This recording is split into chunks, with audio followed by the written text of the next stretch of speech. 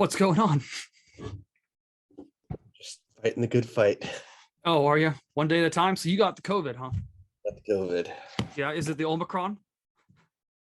I, if I had to guess, that's 100% what it is. Well, you look good. You sound like you're still alive. Yeah, no, I'm faring well. It's no worse than I think the last 3 times I've been sick, which I would probably say that's been since I think I've been sick like 3 times since 2015. This Mm-hmm. is the least of those three, which I think the other ones were probably all three just the flu. Yeah. Uh, they were horrendous. Like Oh, really? I actually I would have been freaked out like the last flu that I got if coronavirus would have been a thing. I would have been freaked out because I would have been like, oh, this is it. This is why people are dying, because it was that bad. Like Yeah. I I blacked out vomiting, just my body couldn't handle it anymore, and like woke up just on the ground, almost to the bathroom, but not quite. Like really, yeah. The only thing I can compare it to is like food poisoning and something else like mixed together, but this hasn't been too bad. Yesterday was the worst. And really the worst thing was just the fatigue. Like you couldn't even sit up and keep your eyes open. Just super wiped out. So are you like sequestered from the rest of your family right now? Because you're snowed in at your in-laws house, yeah. Yeah. Okay. Yeah. So are they like for a long time? Are they bringing you food to your room like an inmate? Yeah, they just toss it on the floor and run away. That's great. So yeah, awesome. My wife's been good, taking care of me, and I think I got it from our daughter, so she's been hanging out with me quite a bit. But your daughter's fine. Yeah, she's pretty good. She had the kid symptoms were different. She got a rash, and that was about all it was for several days. And then just yesterday, so I thought she was over it, and then yesterday she was sitting with me, and I don't know if she just had a sensitive gag reflex as the baby. I think one of the babies was next to us and puked and like set her off, and then she just like vomited profusely all over me. Oh. And I haven't had any vomiting related symptoms, so just headache. That's all I had for days. Actually, the first 2 or 3 days was just a headache, just a perpetual headache that never really went away, and it would kind of come in waves, stronger or less. But yeah, I've been paying pretty close attention to how like making little notes in my phone of like symptoms as they kind of came on. I was curious because they really came on pretty rapidly, and then one thing would go away. So well, do you have an idea of where you think you got it from? Because I mean, if it doesn't manifest in 3 days, like where were you 3 days before? Gymnastics. Oh, yep. I'm sure that's probably where there are no weights involved with that. That's why there's no iron and copper to kill off the COVID. It could be anything, but that's the only thing that I've done. Actually, well, that's the only thing Hadley has done and I have done together outside of our normal routine. And then she got a rash, and then I got this. Okay, but the wife hasn't gotten anything. Nope. Okay. So it's also kind of interesting to just watch, because I don't think she hasn't had a booster, but she seems to be okay right now. But she's been in such close proximity with me, like, yeah, we'll see what happens. Yeah. So that would be what, over the next like 24 hours she'd start seeing something? I would think. Yeah, I would think so. Because I got symptoms on, I got a little bit more fatigued than normal, just tired, which I just thought, like, it's Christmas Eve, I'm worn out. Yeah. But now looking back, I was like, I was a little bit more tired, I think, than maybe I should have been. But I'd say Christmas morning, I woke up with a headache. Yeah. So yeah, we'll see. And nobody else has any symptoms. So, okay. And having a little rascal running around that, is probably perpetuating germs all over the place. You think someone was going to spread it, she would have. So we'll see. But I've been quarantined the last 2 days in this back bedroom. Yeah. Oh, well, it looks like it's a very grand bedroom. For those of you listening on Spotify, it looks really spacious. It looks great. You have a whole 200 square feet? Yeah, you can see almost all the walls. Well, you have windows too. It's like torture. So you can see Mhm. outside, but you can't go. You don't typically. I don't want to go out there at all right now. It Well, it's looks like, like how much snow are you looking like at? not too much, but might as well now that we have the benefit of being on the laptop that you can move around. Oh, Yeah, do a little that's bear. considered being snowed in. Yep. Dustin, You don't have Dustin. uh um uh plows and stuff, so the road is like iced over, and yeah. Okay. Well, Yeah, it's not Ohio. it's not. It's not Ohio. It's not even Virginia. Yeah, you guys get this stuff all the time, and So much worse. so much worse. Actually prepared. Well, actually, we've got nothing but rain. So I think you got all of our snow this year. We've got nothing but rain, like not torrential downpours, but like you're gonna get soaked. I took Puppy for a walk about a week and a half ago. We got caught in like a gale wind hurricane of. Actually, that was the one that came up through Texas. Actually, Okay. it was like 2 weeks ago. That was a 4-state like killer that went all the way through, and we got like the tail end of it. But we've had the nothing but rain, dude. Nothing but rain. So you have no snow at Ohio right now? We've had a dusting. It was like a month ago. Really? Had nada, which I'm not mad about because I live, 2 blocks off campus, so it's all city parking. It's all street parking, in which not only do you have to pay for, but now this year they've taken away your guest pass. So you have 2 vehicles you can pay for. There's no guest pass, and then if you have a guest parked there, they have to pay by the hour, like some exorbitant fee by the hour. So if I leave and I shovel my spot because I'm an adult, right? Someone takes it. Some college student takes it, and it's really interesting because when everyone's actually parked there, it's all like nuts to butts, just cars all the way up. So you think to yourself, all right, city comes through 12 to 20 hours after the snow, they plow that whole street.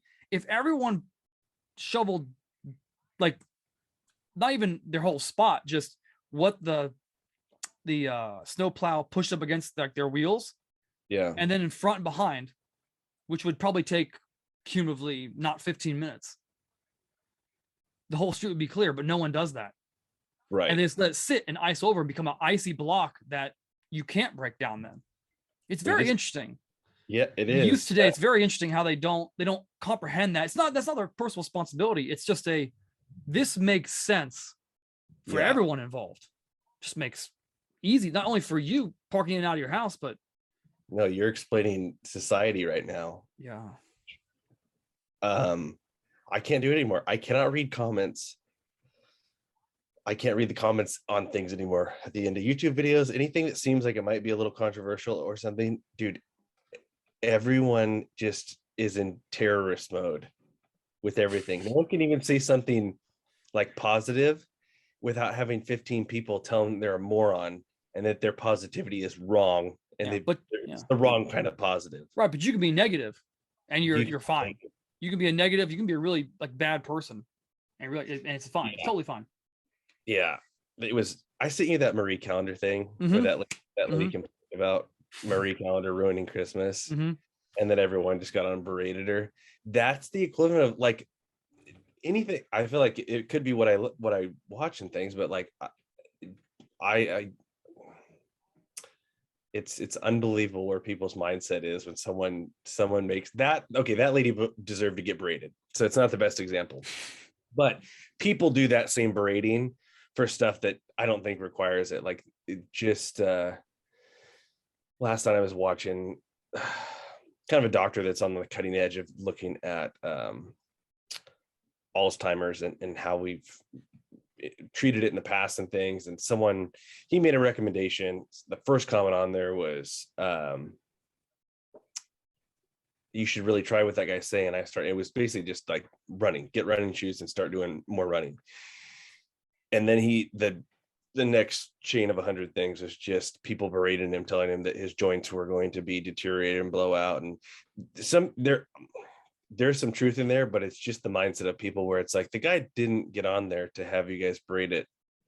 So this guy's basically saying you need to run more, or AKA you need to do more long duration physical activity to push blood, keep things fresh, and keep things moving. Yep. On the whole, running's really easy. That's a really easy answer. Like to that. A really easy answer. Yeah. And everyone's like, no, that's just stupid. They can't look outside the box or understand what the idea is trying to get around. Yep. All they latched onto is this guy saying like, hey, I run 5 days a week now. It's really helped me out. And they're like, you're going to kill yourself doing that.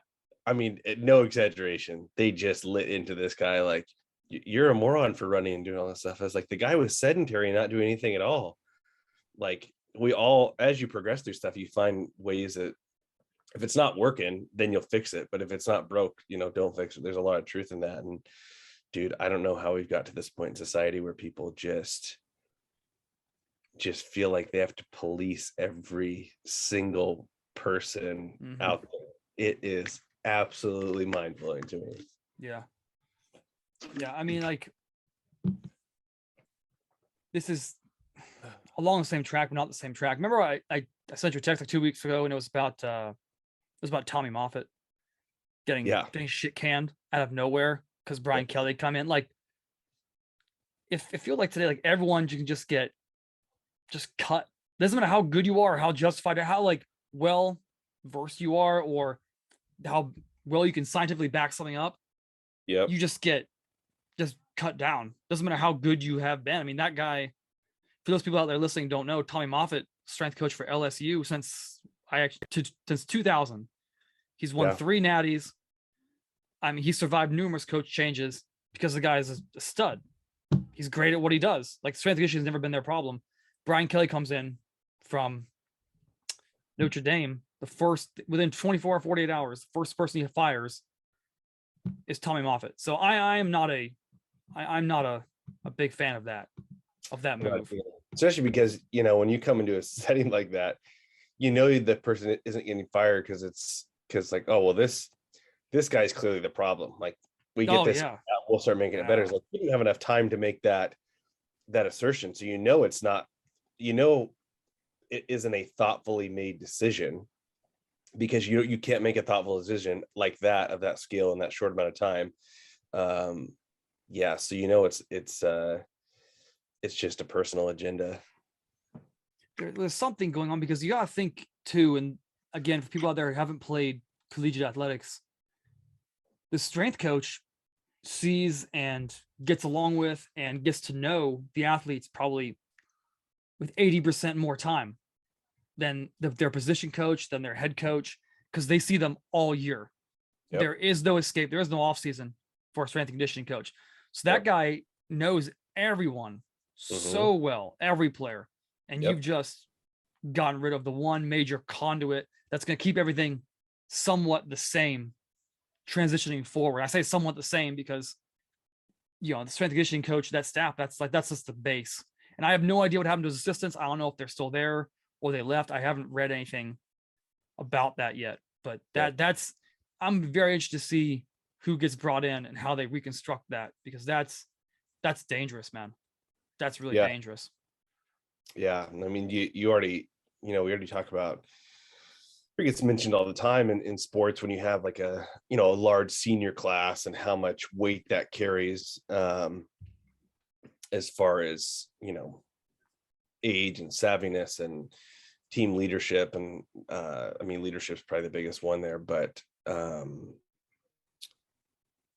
and then when you have a really young class, everyone uses as an excuse to, well, we're just young. Those cycles inevitably happen, but you immediately throw everything on some level down to, well, we're really young, once you lose a whole strength coach staff potentially, and have to reset who's been building and carrying a lot of those relationships for a long time. Players adapt. I mean, this stuff happens, but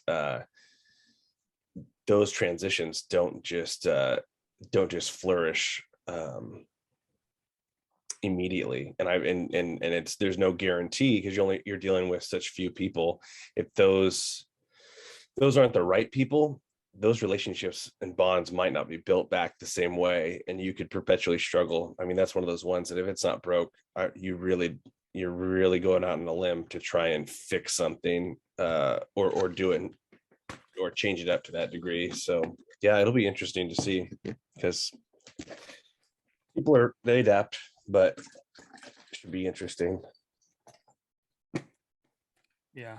I don't know. That's a And lot of culture, man. It's 21 years of culture change. oh yeah, and That's it's still 21 years. That's not like an 8 or 10 year, like there was a coach here for a while. That's over 2 decades of culture change. That's heavy, man. no. I That's mean, heavy, man. it's a dynasty. I don't know what it looks like when you dethrone a dynasty, and that's how I kind of view that type of thing. Yeah. And then then it just cuts deep for any strength coach that has dreams of attaining that position, or that level, and then trying to have some longevity at it. You would think that guy would be as untouchable as you could basically be, because I feel like LSU, Louisiana in general too, it's still a very, like, there's a lot of tribalism in that place, and it's not a bad thing. Like, they support their own and they take care of their own, and it's different. It's different than in Washington.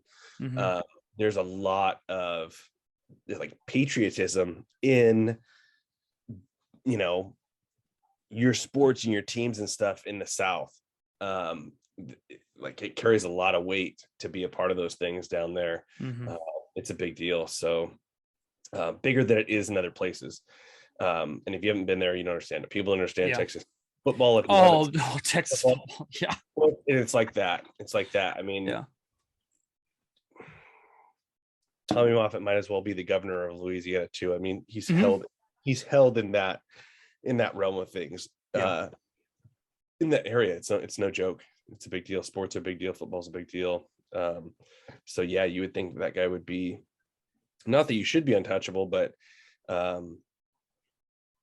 it just shows how easily people are moved out of stuff. Dethroned. I mean, no one in that really, I think you text me this like a couple of weeks ago, is like, no one in that game is safe. Like, if there was an exemplar to prove that point, it is Tommy Moffitt being released as head strength coach for football for the LSU Tigers. Like that is the exemplar, and that's terrifying. That's terrifying. So. I'm gonna use that for the rest of my life. Like, people are like, yeah, I've been here for 4 years, and the coach is gonna be here for another 6. I'm like, really? Because after 10, you can be Moffited. You're gonna get Moffited. That's what's gonna happen. Like, someone's gonna come in. Like, do you remember when Sean McVay got the job in LA? Do you remember the first person he fired? I'm assuming it was, well, I know jobs that came open pretty quick there. But I don't know who the first I'll tell you. Now, I don't have an exact, like, this is the first person, but it was one of the first, week, like, this is my regime, I'm changing it. Dude, he fired the laundry dude. This guy. I mean, did he have his own? No, here's the thing. This guy's, like, father had done the job, and then he did the job, like, back when they were still in LA the first time.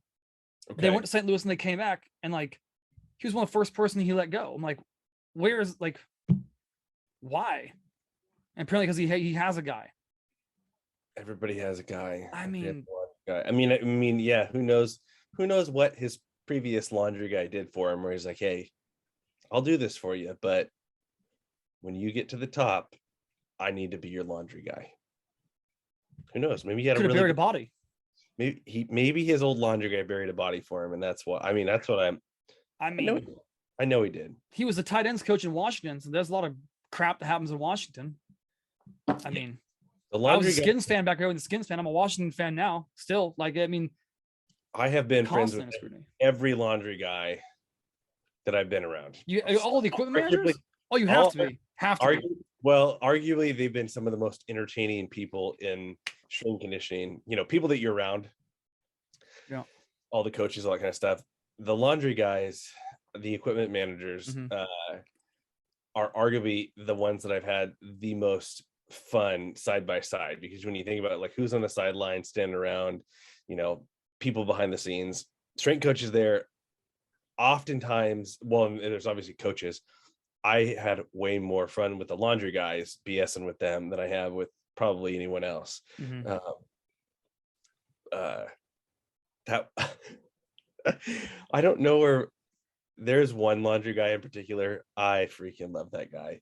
he had these, someone thought he was like bipolar. He was not bipolar. He only ate Lucky Charm cereal. So he would eat a bowl of cereal and he'd just be wired on this sugar high, and then it'd wear off, and then he's just like super pissed about stuff, and then he'd eat another bowl of cereal. He would perpetually eat like seven bowls of cereal in a day and just have these just waves. He was fantastic. I got so much enjoyment out of being around that guy. Yeah. He'd eat, and I knew when he'd do it too, because he'd get all charged up, and it didn't matter if there's a workout going on or anything. He'd come marching into the weight room, even if it's the middle of a workout, and just go try and grab a barbell and start doing squats with horribly atrocious form. I was like, "You're gonna hurt yourself." He goes, "No," and he'd just go off. Oh my gosh, he was worth his weight in gold. I don't know where he's at now. I know he's still a lucky guy, but I mean, I have to assume if you're an equipment guy too, it's probably the most, this sounds mean, but it's the most least threatening position on that staff. So when there are players around you, they don't care what they're saying. oh yeah, I bet if you're in really good with the equipment, like when I've worked with teams, like yeah. you get really good with, like, it's kind of the same thing. Like you're in a building, like you get to know the janitors really well. Well, and ask them. That's the person. Ask them who are the good players on the team. Like, who's a nice guy? Yeah, they'll tell you real quick. They'll tell you real quick who's Yep. a good guy and who's a piece of shit. They'll know more than anyone. Like a strength coach can discern some of these things in a weight room, but oftentimes even a shithead likes lifting weights. Yeah, or gives you respect because you're an authority. Yeah. And gives you respect in your authority. But if you're a 90-pound equipment manager and you didn't have an extra visor for the third string running back, he's going to probably act like a dickhead if he's an immature little asshole. And those are the guys that figure out that stuff before anyone else. Yeah. Well, now that pleasantries are out of the way, you ready to get into some great Q&A? Yeah. Oh, good. I was trying to dig up some. I might have to go from memory on one of these, but you'll get the gist of it. Okay.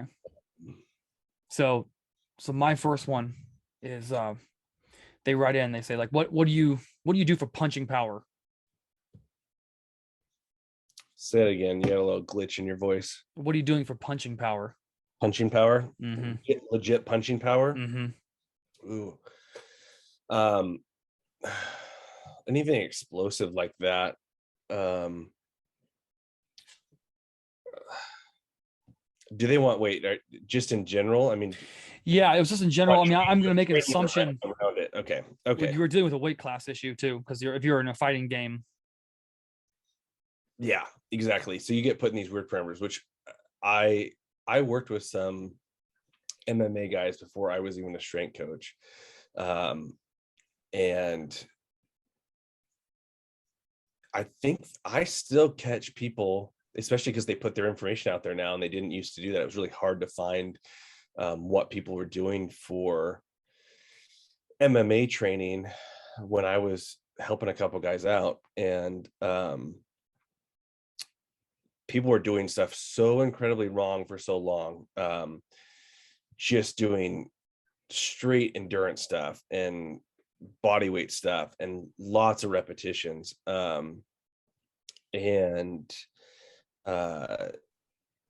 We did the entire opposite thing, which is just a little bit of strength work up front that was like GPP kind of, and then we did minimal, like low volume stuff, just worked on strength just to be as strong as we could, not to add on any other muscle mass, plyometric stuff,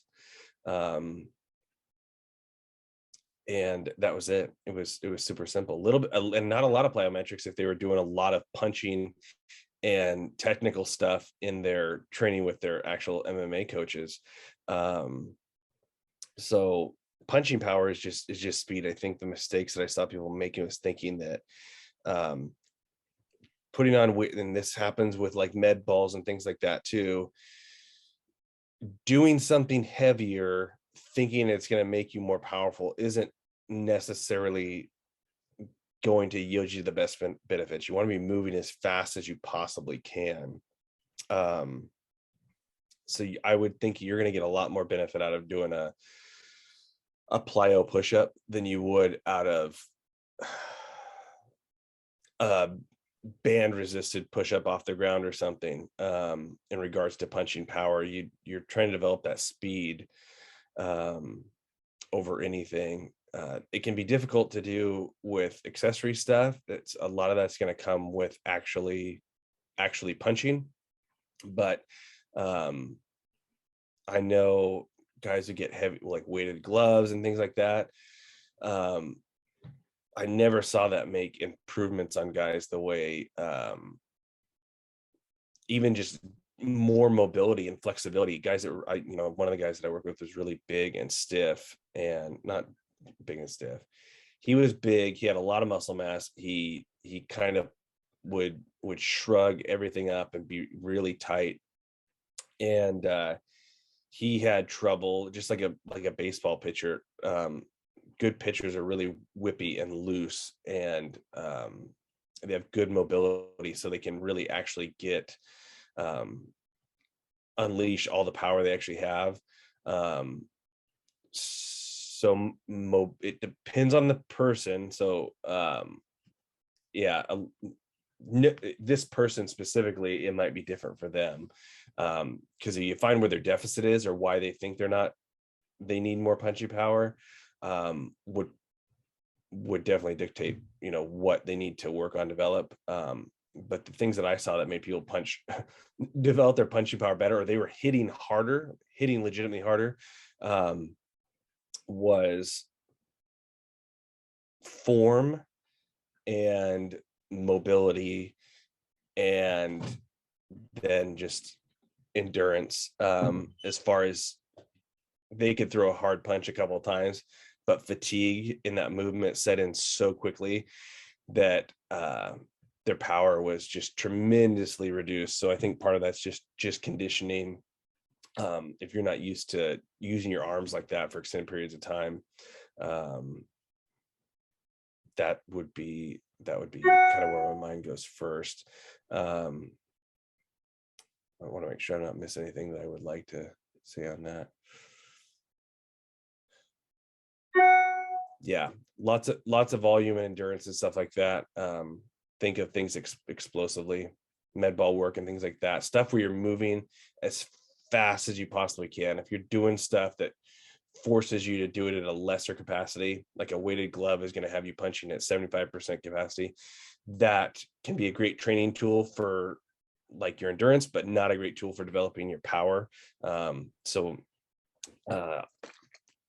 just keep in mind that everything is useful to develop a certain thing, but power is power. Punching is probably punching fast is going to make you punch more powerfully. I think a lot of people, they overshoot in the volume of that, and they do way too much. And I think, barring having a striking coach that knows what the fuck they're doing and understands how to translate from the back leg through the body, actually through the hips, through the rotation of the core, I think that's first. Yeah. I think there are two methods. So harkening back to my Westside days, and that's heavy weight, less than 3 reps. Mm-hmm. No more than 3 sets. If you're doing something across the board, you're just doing a max effort just to get the nervous system to fire and just to learn the firing pattern. And then on the lighter day, typically sticking to like a football bar, because that's going to put you in a more realistic punching position, or maybe a Swiss bar. Yeah. And when we actually do our speed bench, so it'll be like 9 triples, and probably just to stay at around whatever grip is closest to your actual like punching stance. Sure.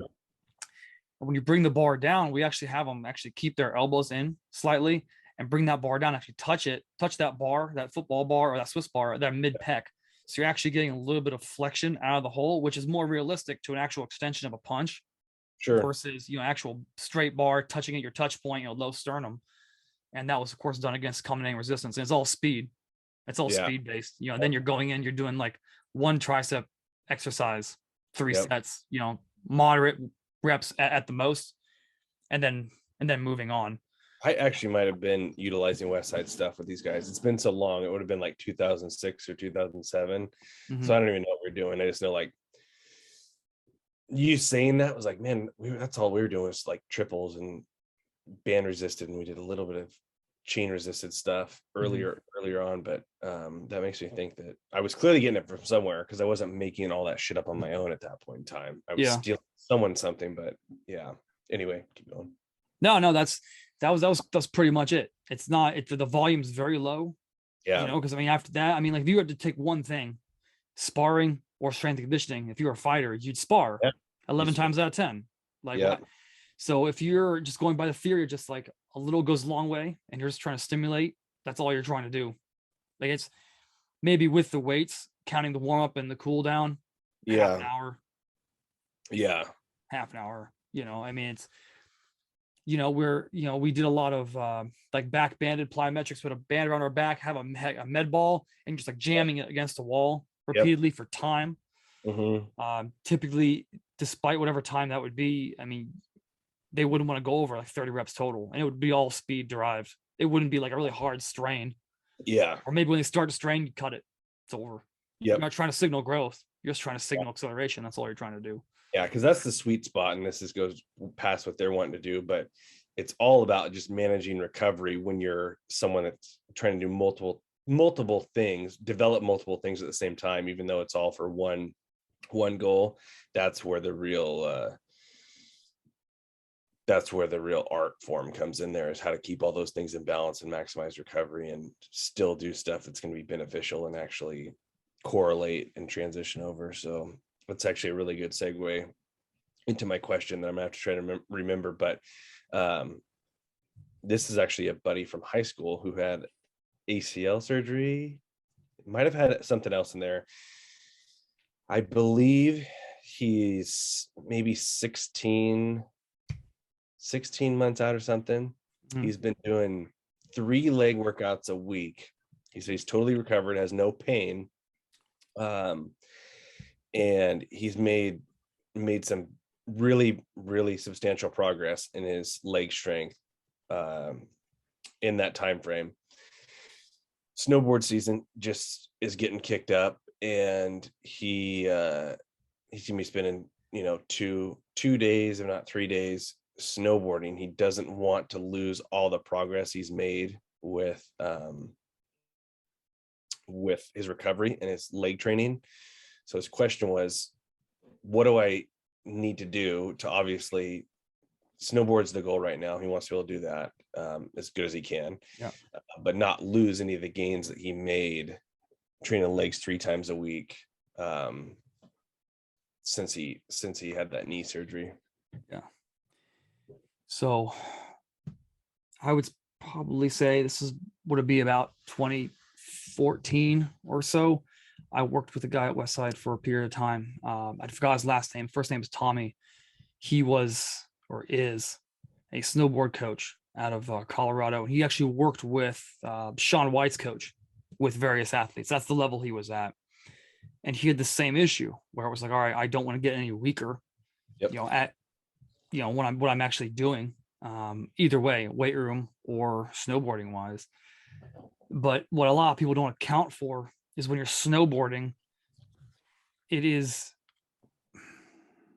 I don't want to say as a blanket term, because someone's going to cancel culture me when I say this. And it's almost like you're doing a giant quasi isometric for the entire time you're on that thing. You're getting some movement. Yeah. So you're not completely isometric. That's going to generate so much strength from, the half squat position, quote unquote, half squat position. You're actually going to get stronger. Like once your core accommodates to that with a bar on your back for the first half of the rep, you're gonna feel like you're God, and then you're gonna drop beneath it. You're like, oh no, something's wrong. Something's amiss. Yeah. And just to prove this point, I remember having him do a Zercher, and he's not a big dude. He was a stick figure of a dude, but really dense. Have him do a high Zercher pull, and so it was basically his snowboarding position, and he just kept going. And I'm not gonna lie to you, every lift he did done in there lower body wise is horrible. horrible sumo number, conventional number, box squat number. It was all atrocious. We did this and it was like 2 plates and a quarter, 3 plates, 3 plates and a quarter. At this point, his significant other, who was like a top 20 competitive CrossFit female at the time, couldn't do anymore, and she was much shorter than him, and she's using his taller pin. So 4 plates and a quarter, 4 plates, quarter, and a dime, and that's when we stopped. Yeah. It was massive. It was a massive, like, unbelievable, because they just had that strength in his legs. So I would say to this guy, like, all right, we actually go to the weight room and train your legs, train it once a week, because you're already getting it. And when you go all the way down. I mean, like Tom Platt's breathing squat level all the way the fuck down.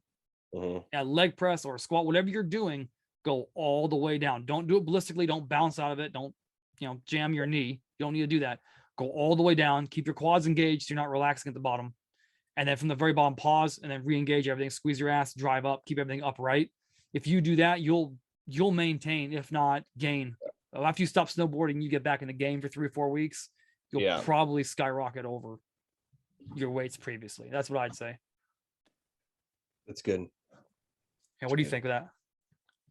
That's good. And you touched on a little bit more than I did when I was answering his question through text. That's exactly what I told him. I just gave him a breakdown of, you're looking at, you want to kind of taper in, and how to organize your other days too. If you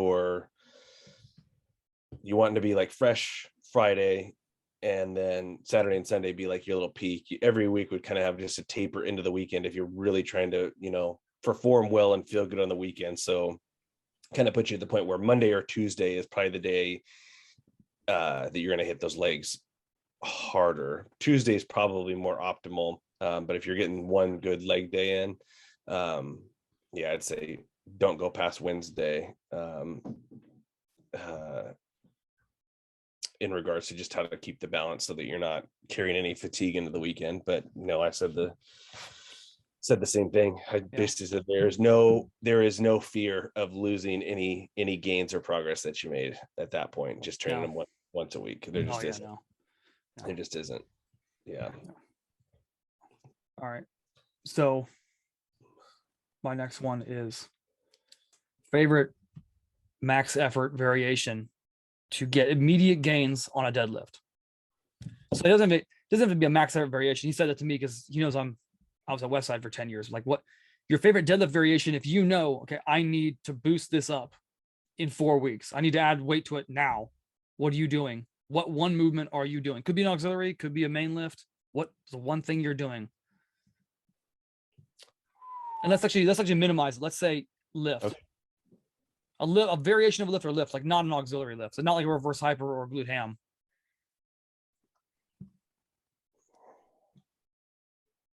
It's a lot of you got a lot in there, don't you? I can see. Yeah.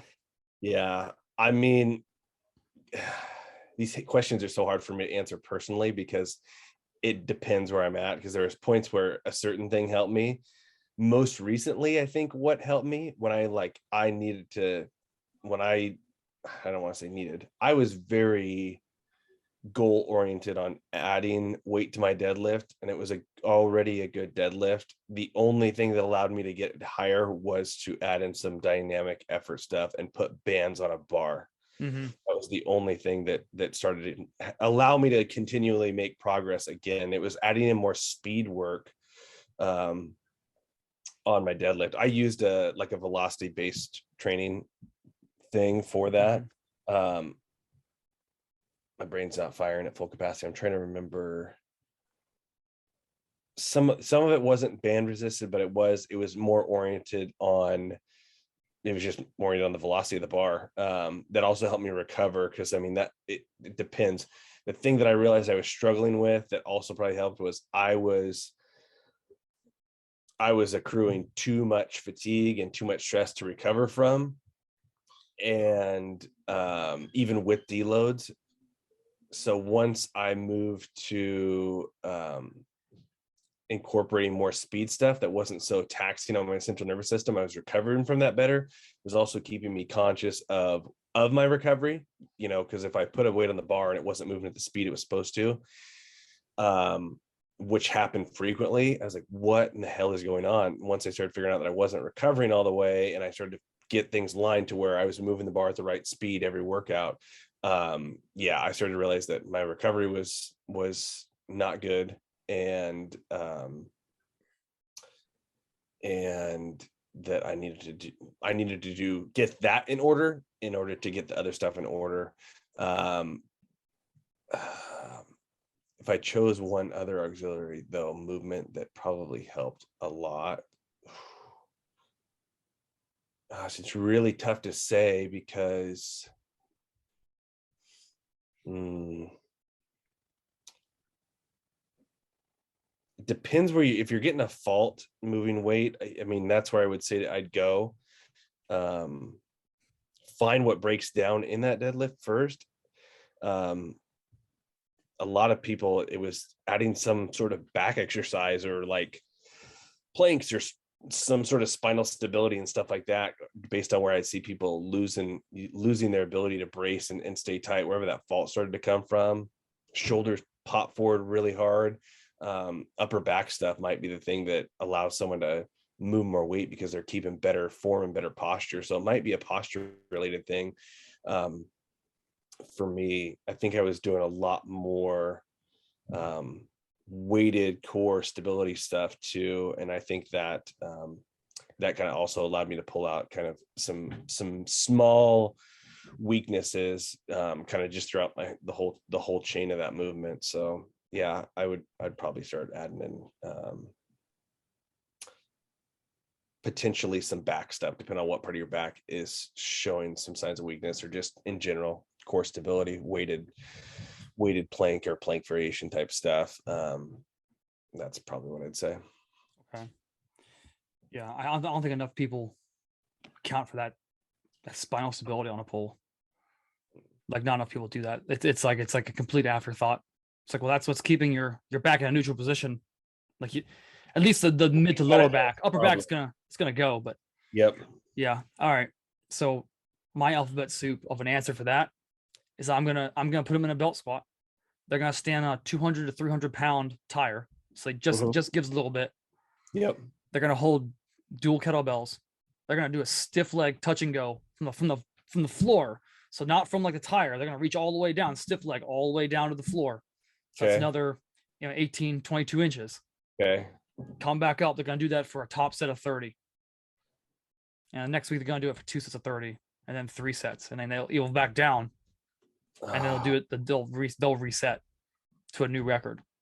That's one of the most unbelievable. It's most horrible yet unbelievable things you'll ever do, because everything just goes up. Because basically what we're doing is, if you have like 4 weeks to like skyrocket that deadlift, that's basically taking, all right, so just being in the pressure of a belt squat and your glutes just doing it, just like body weight good morning. Yeah. That layer of stimulus. Then you're adding, all right, now I'm gonna stand on a tire. So I'm gonna add tension, because usually we just use bands on the belt squat, or we put a base on it. So we go that second layer. Then we're going stiff leg. So we're taking away, that leg pop off the bottom. And then we're adding kettlebells, which are just gonna be unstable as balls. Yep. Completely the entire time. And then we're going for a rep range that you usually don't go for. But you're always under constant tension, so you're not getting that loss up top. So it's 5 layers. That's umpteenth weeks of progression. But if you need just to go to it right now and just nip it in the bud, oh hell, I broke some people on that. I'm sure. Well, and that's the other thing too, when you're doing it for that volume, you'll probably get some pretty instant feedback of where you start to break down first. But with that much time and attention too, that almost, in my mind, because I've done what you're saying, there's so much spinal stability transpiring over that period of time too, that you're it's a cheating answer, because you're not doing one thing, you're doing five really good things simultaneously. But that's no, I'm telling you, like, if you got boosted, I'm gonna tell you what, that's gonna boost it. Go do it. Come do it. I believe it. Yeah, I believe it. Yeah. All right, what do you got? Okay, let me pull this one up real quick.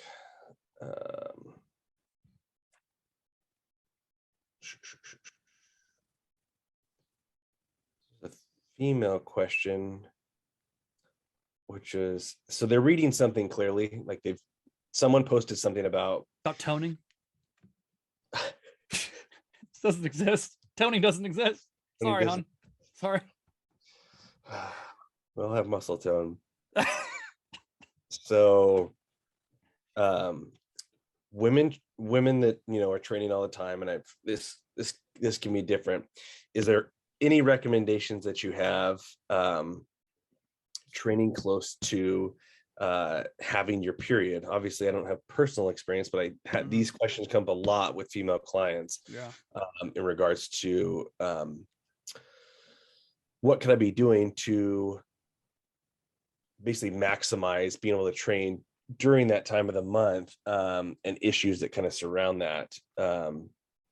So I wanted to say more context to it. Yeah, should I just rest? Should I take those days off? I think this is also coming from your period's not on the same day and it disrupts your training cycle, or it's so bad that you can't train. Did I have recommendations for that? Well, I've never had a period. You might have. I think there's a male menstrual cycle. I looked this up one time that I think we have. Well, we have biorhythms, and there's definitely peaks and valleys to that. So I think we do have our own. That's something, it's pseudoscience, or at least they say it's pseudoscience. I actually don't think it is. But we may have periods. We are just not totally aware of it. Well, I would assume that if you were, do you want your period done and over and want to move on? If you do, like, you gotta move. Like, I get Westside correct period problems. Yes, it does. Actually, it does. That's a whole off-camera discussion we can have. That's great. You gotta move. That's gonna help it hasten the process, get it move on, so you can get on with your fucking life. So anything, if you just want to take that time and like that handful of days, it's going to be around, depending on, and just turn it into a pure, that's just a giant GPP block. What's moderate GPP? It's just like, all right, I go hard 3 weeks out of the month, and that week I let everything come down. I just pull a light sled. I just I do like treadmill work. I do a lot of just like light upper body type work.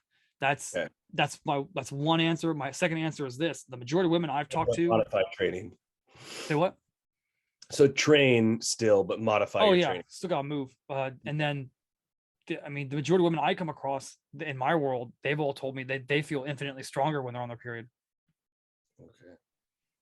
They're not doing like a CrossFit, Metcon.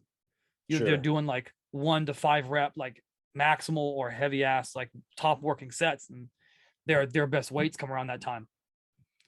So you gotta find which kind of female you are and plug that in.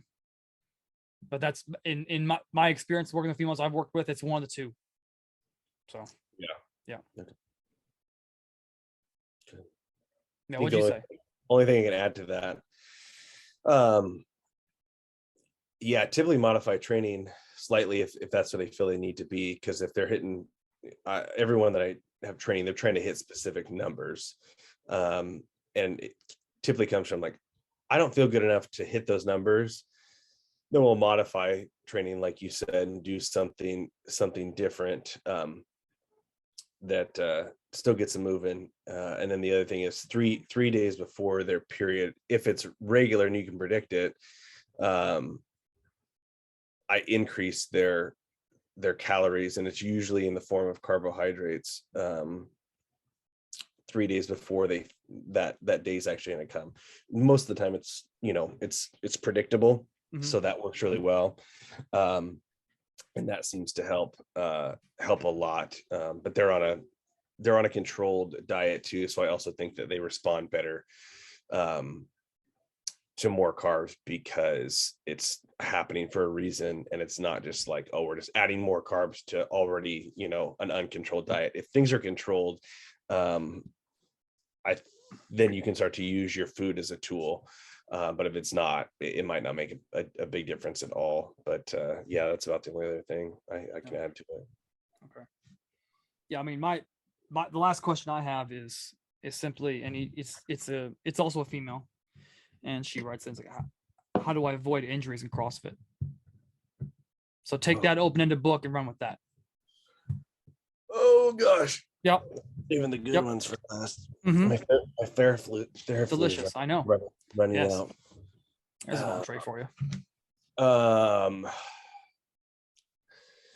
So just because we kind of mentioned this, like biofeedback, I've noticed a lot of real benefits from being able to track like heart rate variability and know whether your body's ready to train. There's 10,000 different versions of that now from the I think maybe the Apple Watch says that they do that. I don't think it actually does for sure, but regularly tracking your HRV and determining what side of the scale you are leaning towards, parasympathetic or sympathetic, and knowing if you're in an optimal time to train. It's fairly predictable once you realize what throws it off, like sleep and food, training too hard, just training so hard that you're not, even if you're eating right and sleeping right, you're not recovering fully because you're training harder than you should, which is not, most people don't run that risk, but some people do. Getting regular feedback on that and tracking that, that helped me and a lot of other people I've worked with a ton, because they could then, there is a buffer period of when those things are trying to figure out your body and what your homeostasis looks like and how accurate they are. But once they're kind of tuned to you, and the range is on a scale of 1 to 10, I think on almost all of them, 7s to 10s are really good. Below that, it's like a recovery workout.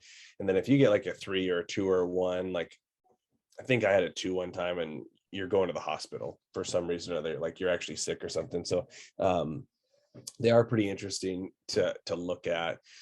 And you'll get a lot of feedback, and you'll also be able to quantify in your head, is this in my head or is this legit? It's really beneficial for things like that, because I started finding that I could almost predict an injury once I realized what I was doing, because I'd always get weird little dings and normal stuff, but they coincided exactly with where my fatigue level was at. So that yielded a ton of benefit for me.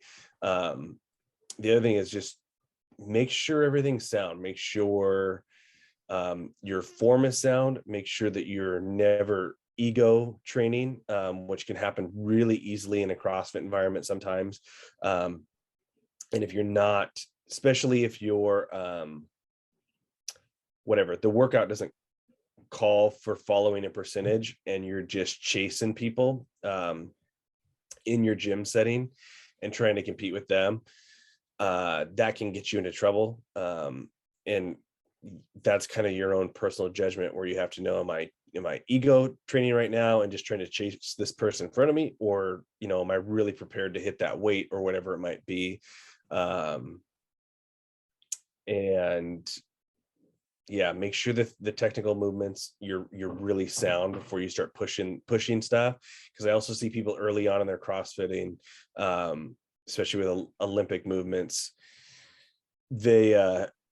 I think people progress in weight too quickly. I recognize they're getting stronger, but I would continue to max out my technique before I ever concern myself with really putting more weight on the bar. Because if you don't have that stuff established really well, it'll break down really quickly as you start to add weight to the bar, and then you're in a weird place that really promotes maybe getting an injury, just because of improper form. Yeah, and then if you're not tracking those things, just make sure that all the controllable things are being done the best you can do them, that you're getting optimal sleep, you're eating what's good for you, all the extra stuff that you're doing when you're not training, make sure that those things are on point. And then yeah, just be mindful, ask for help when it comes to things, make sure that things are looking right. I think that's probably one of the biggest things. Check if you have another set of eyes and you're in a CrossFit environment, you have a coach, ask them how your form looks. If you're ever in question, like ask 10 times in the same workout, That's something that, as a coach myself, people get self-conscious about asking whether it looks right and looks good, and ask as much as you feel you need to make sure that you're fine-tuning it, because that's how you learn.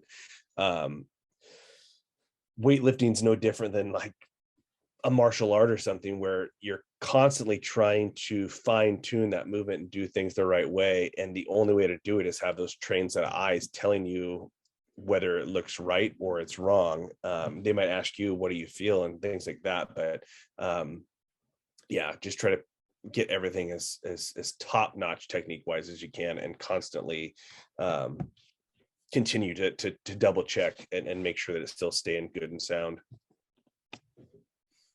Yeah. So I mean, I think from my perspective, working with who I've worked with in that environment, and like this girl seems like she's been in the game for like 4 years, a little over 4 years, and it to compete, to actually actively compete in CrossFit, it is an extreme environment. Yeah, extreme environment. Some would say it was a sport, like especially today, it was custom made to take drugs. Like it's an extreme environment, and I come from an extreme environment. You know, I mean, training at Westside, it's that is like the far right of powerlifting. It is an incredibly extreme environment. Pro bodybuilding, incredibly extreme environment. Yep. You know, what we did in the tactical sector, where you're dealing with, you know, people's lives on a regular basis, that's a pretty extreme environment. Yeah. So you got to assess, like, all right, I'm doing something that, while the idea of, you know, being physically active is good and is healthy, what I'm doing now is no longer in the middle. Like now I've surpassed it. I've gone to the far right. This is an extreme. Right. And because it's an extreme, my body's not made for this. I'm constantly reaching out of a homeostatic state. I'm constantly pushing my body to do things that in some cases the body was not meant to do. I don't care. The body was not made, like we talked to Sam Dancer, it was not made to do handstand push-ups, touch our head to the ground. It was not made for that. And that's just, you know, you feel shit go on in your neck. Stuff's going to happen. You need to learn to hedge your bets really carefully. Like if you know something that messes you up, like I know people who like doing double unders and doing repetitive box jumps, jacks up their Achilles. They know, okay, I know how to do it. If it comes down to it, where like I go to the open, like I think it's worth it, I'll do it. But other than that workout, like I'm going to step up, step down. Double unders, I'll just do single unders, whatever. I don't care. Yeah. Because I mean, and to prove that point, you don't need to push to a level of injury where Rich Froning won a games in which he was supposed to run a 5K and he just stopped. Yeah. But a kilometer, I didn't feel good. Everyone's like, oh, he's blown his knee out. Something's wrong. He's injured. No, he won it. He's asked why. Well, it's because it's running. I'll beat everyone at everything else. It won't be a problem. I just saved energy. Now I'm going to crush the rest of the day, and then I'll win, make more money. You know, you need to realize that if you're doing a 20-minute workout, there needs to be 40 minutes of prehab that goes along with it. Whatever you're doing, a 10-minute EMOM, you have 20 minutes of prehab. I don't care if it's before, after, 10 before, 10 after, and that's solid. That's a solid 1-to-2 ratio. Does not mean that, oh, I'm going to sit on this foam roller as I look at my phone. I'm going to roll in this 2-inch section of my glute. Like, no. Put your phone away and you go to town on it like that is your workout. Like you're sweating by the time you get done with it because you're in white pain, because you're just trying to roll everything out and keep yourself from getting sciatica. That is when I see it, that's the biggest issue, is that as an extreme, again, if you're just going there and you're doing a monostructural row and push up, I don't think so. But if you're going in and you're doing a clean ladder medley with bar muscle ups, and then you're running, I don't know, 400 meters, you're doing that, 4 times through, something's going to happen. May not be today, may not be tomorrow, next week, next month, this competition season, it's going to happen. You're playing with fire. Like when I to be honest with you, I got out of Westside. I'm not injured at all. Complete anomaly. Because I've told you, Dustin, before, like off camera, there's things I've done there. No way. I should not have an issue. I shouldn't be broke. But then again, I came into that being well trained, and I was in shape for that abuse. So you need to treat it as a far right extreme. Like whatever you do training wise, tally that up at the end of the week. Tally it up. See how many minutes you actually spend on the clock, and then take that, double it. If you can't take that time and double it and legit that time to recovery aspects, maybe you need to think about pulling back a little bit, because you will get injured. It will happen. And just because you're doing a 2-to-1 ratio of work to recovery, or recovery to work, doesn't mean it's not going to happen, but the risk is going to be much, much less. You play with fire, you're going to get burned eventually. It's going to happen. Well, and I could not disagree with that more. And I think part of that too is I think CrossFit has drawn a lot of people with that weekend warrior mentality, but it is not something that you can just pick up and put down when you're wanting to go to that far extreme. I've came across this in my own stuff, where if you're doing something on the extreme level, it's not a hobby anymore. It might not pay your bills, but it's not a hobby anymore. So you can't treat it that way, because if you do, you're only going to acquire that injury card more quickly. It's probably inevitable in any way, shape, or form. But I get also, with you saying, coming out of Westside injury free, it's how you come into those extreme settings matters a lot, as far as how you're going to come out. But that's not something that, you can give advice on, as far as, some people are going to be better suited for certain environments because of what they brought to the table before they got into it. And that'll probably be some of their biggest benefit. But, once you're already in the extreme environment, and that's what you're going to do, that's what you're going to do for sure. But yeah, and probably say one more thing on top of that also, I've been to a lot of other extreme environments, and this is something that is missing in there as well. A lot of people don't know how to use their musculature, especially all the musculature behind them. And that starts to go to their shoulders, starts to go to their hips, starts to go to their knees. So, I would definitely learn how to load your adductors and hamstrings. You go down to a squat, so you're not burning out your quads, and you can do wall balls repetitively. And then after that, go into something else that requires, your quads for some reason, and you're fresh. So it actually help you up in the end in that world where you're going from one thing to another, being able to like juggle your musculature back and forth. Yeah, definitely. Yeah. And a lot of what you're saying too is knowing yourself and coming up with a strategy. Yeah. Even in the day-to-day, training type stuff, when you're doing CrossFit related things, once you start to know your strengths and weaknesses, you can make these little micro strategies to manage the load and the stress, all that kind of stuff in the workout. And that just comes with time, experience, and savviness and understanding of yourself, which that'll come over time, and just being thoughtful. But well, that's all the questions I got. Do you have any more you want to toss out there? I don't right now. Okay. All right. So, well, in that case, ciao for now. We'll see you all next week.